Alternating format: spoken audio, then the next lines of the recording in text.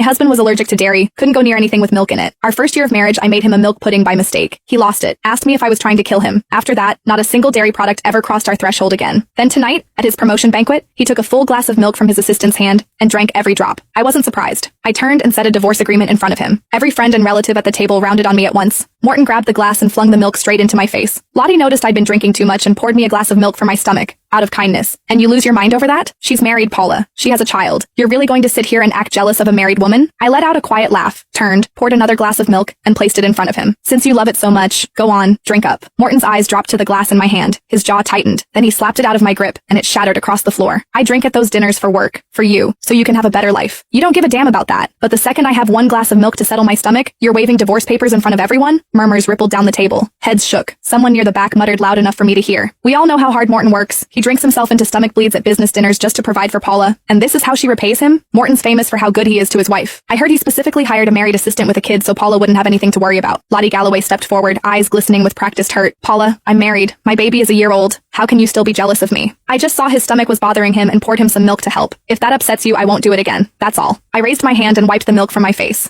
The sour sweet smell punched into my nose and my stomach rolled. I slapped the divorce papers flat on the table. Once we're divorced, you can pour him milk any way you want. It'll be none of my business. When Morton saw I meant it, he snatched the papers from my hands, ripped them down the middle, and threw the halves on the floor, his face dark with fury. I'm not agreeing to a divorce. This is all because I drank a glass of milk Lottie poured? Fine. I won't touch anything she gives me ever again. Happy now? Today is my promotion banquet. Do you have to keep going until you've wrecked it for everyone? Vivian Henson walked over and gave my shoulder a little pat, the way you'd comfort a child throwing a tantrum.